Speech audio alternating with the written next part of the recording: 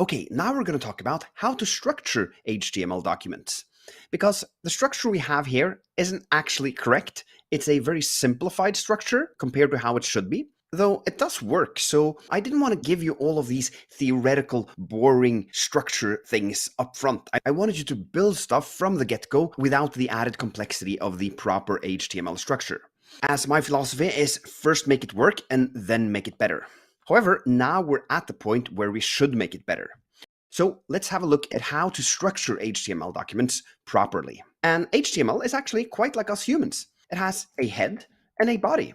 And what do you place inside of these elements? Well, in the body, that's where you place the tags you see on the page. And that is these tags here. So our image, our input, button, paragraph, and our anchor tag. Because these are visible on the page. Now, of course, the CSS styling up here also results in a different layout, but the link tag in itself is not something that is rendered on the page, so it should not be in the body tag. So let's just add the body right here. We'll add the starting tag, and then the closing tag down here on line 9, and then we'll indent everything inside of the body, like that. So moving on to the head, that's where we add metadata. And what do I mean about that? Well, it can be many things. For example, styles. So this link right here should be inside of the head. We'll do head and then close it off here like that. Other things we'll have in the head is the title tag. So let's have a look at what that is.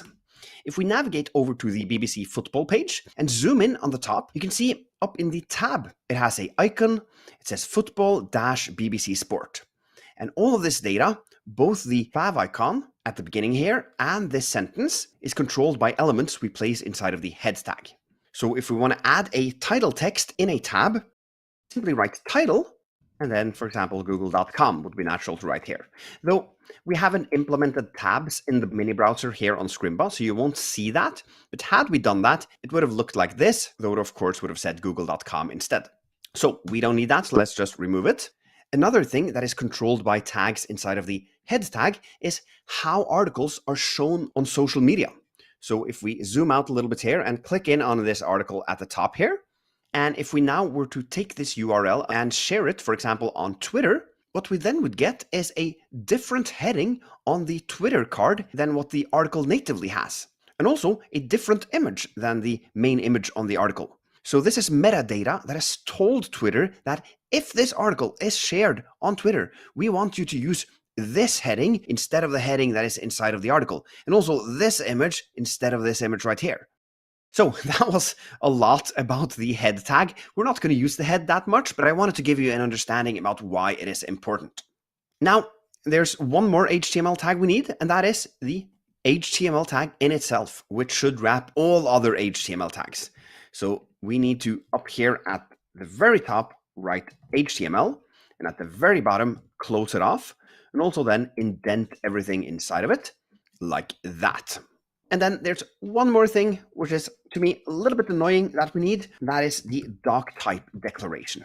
Because you have to tell the browser that we're actually using HTML5 and not HTML4. That's just a version of the HTML specification, and that is done by this line up here. You can see it's blue and it starts with an exclamation mark, so it's actually not an HTML tag, it's just metadata for the browser. Because if you don't do this, the browser will assume that you're not using HTML5, but an earlier version of HTML, and that might result in some quirks on the page. Though in 99% of cases, there'll be no difference between adding this and not having it. So at times, you'll probably see tutorials on Scrimba where I've forgotten to add this, because for the purposes of our example, it won't make any difference. But if you have something that you want to deploy to the world and have in production, then you just have to accept that you need this sign up at the top.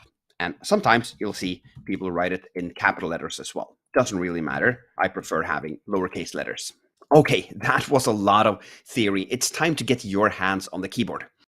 And luckily though, we have a blog.html file which doesn't have the proper HTML structure. So your challenge is simply to add the proper HTML document structure to this page.